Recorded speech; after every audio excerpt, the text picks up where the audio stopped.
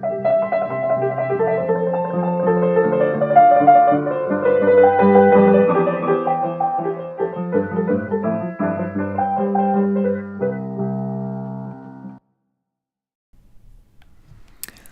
right, welcome to Zenglop, the podcast, a conversation around music, poetry, and psychogeography.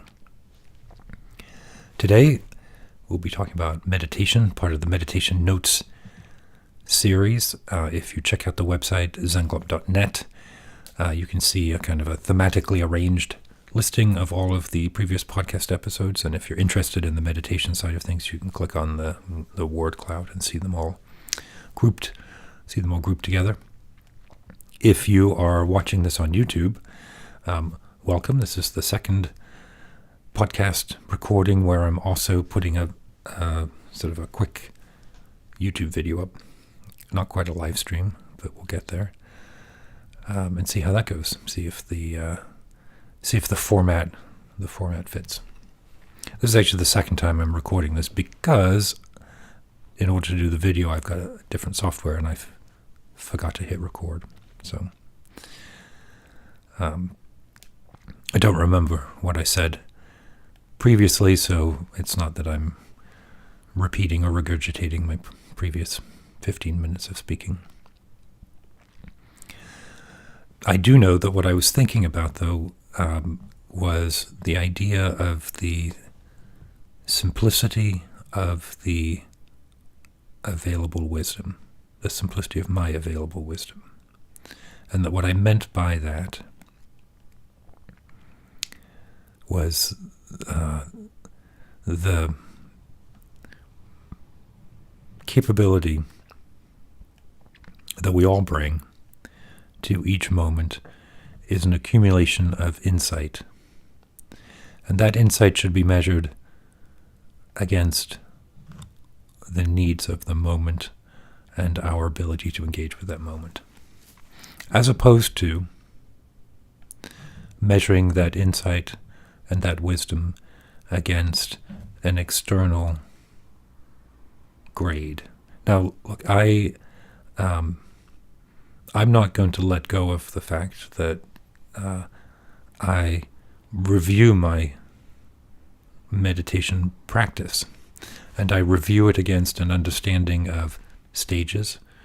I review it against an understanding of the lineage and the kinds of experience and wisdom that come from that lineage. I feel like that's a useful thing to do, is to take my experiences and kind of wash over the rock of that lineage and see what comes out the other side, see what holds up under the implicit scrutiny of 3,000 years of practice, as opposed to what might have been my momentary obscurations, delusions, or not quite solid realizations. But there's a risk with that, right? There's a risk that I get hung up on certification or recognition of some kind. There's a very positive point to checking. It's the reason why I think it's useful and important to have a teacher, even though so much of this material is now readily available in wonderful books and other media. But right, so the risk is to focus exclusively on the sort of the recognition certification side of things, and lose the capability to respond in the moment because there's doubt about our authenticity, capability, even legitimacy in our responses. And so I guess what I'm thinking and what I'm realizing is that we approach each moment with whatever phenomena occurs in that moment, whether that's an internal emotion or an interaction with another person or with a set of experiences. We approach that with a wisdom that is simply what we have, and that wisdom is entirely sufficient, if we access it, to authentically and spontaneously move through the moment with grace and wisdom. And that's true even if the other process, the sort of the lineage check, suggests that my wisdom is not stable and not enlightened.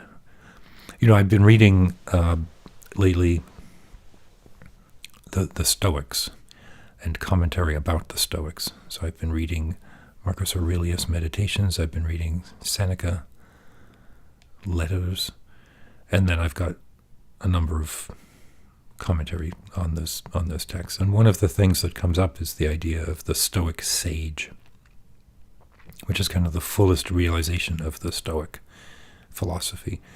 The person who can remark upon their life experience, their suffering, with perfect equanimity. And that we fail to measure up to that sage. The criticism of the Stoics is that it's an unachievable goal, and they perhaps invite that criticism by describing that Stoic, that fully realized Stoic, as an unachievable goal, which is different from Buddhism, right? Like the Buddha is very clear, and we should be very clear that perfect mind and enlightenment and all of those associated words are absolutely available to every single one of us. We may not be taking advantage of that availability because of the obscurations of the moment, but the underlying truth is always present. Is it available in a lifetime, a moment, 10,000 lifetimes? Those are debates that we can have. The Stoics, my sense is, they don't think that a human can actually achieve the end state of the perfect Stoic, but that's okay, that the best try is the sufficient measure of Stoicism. And the best try is a good thing, because even if it brings a measure of peace and a measure of calm and equanimity to your life, that is a better position to have been in than not to have done that, even if your end state of the Stoic sage is out of touch. Like, I know that's true. I was meditating right before this, and not that far in, about I think it was probably 10 or 12 minutes in, I broke my pose. I'd been grooving along, thinking, this is pretty good, and was alternating between a practice of general stillness and insight, just observing the mind, alternating between that, and I found myself considering a mantra that's based that describes our essential mortality. So meditation on the imminence and certainty of our demise. That's okay. So that's okay. I don't consider that to be a violation of the goal of my meditation. If I'm aware of myself shifting between sort of a prayer, mantra meditation, and then move from that into a broader insight meditation, and then back in and out. And at one point, I could see myself thinking that yes, my knee is hurting. I should approach that irritation the same way I would if I knew that this was my last minute. If I knew that I was going to be dead in a minute, would I be bitching about my knee? Probably not, right? I'd probably be delighted that I could feel it. So I mean, there's effort. There's always effort in meditation in the early stages. And I've been meditating for 20 years, and I definitely, right, those early stages, absolutely where I'm still at.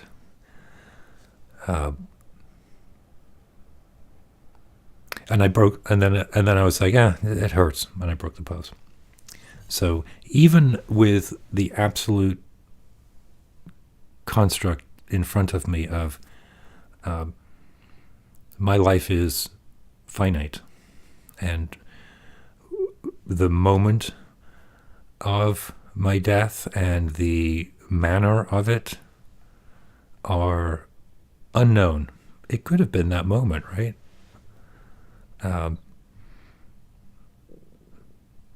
And I allowed the irritation in my knee to distract me. Those of you who've listened for a while know that that's a common thing for me, and I'm very clear on the relationship between my chattering monkey mind. Often defeats me by making me think that my knee is going to fall off. So, all right, so I got a bit off track there, but the simplicity of our available wisdom, even with, look, I could take that story and say, well, I am not wise, and I am not impeccable, and I cannot approach the moment with equanimity, right? Well, I didn't approach that moment with equanimity, and I'm probably not going to approach moments later in the day with 100% equanimity. But I do have available to me those skills, capabilities, and insights that I do have, and that I should choose to respond from that base, because that base is what is available, and it is sufficient, and it is directionally in the order of wisdom and compassion. And that maybe is what I'm trying to get to here, is that I shouldn't let, and we shouldn't let, our awareness of our limitations prevent us from acting in the moment with the greatest possible wisdom and compassion that we can access in the moment. And it's probably more than we think. So, all right. Said it's a Friday, so have a good weekend, and keep your wits about you. I'll check in with you later.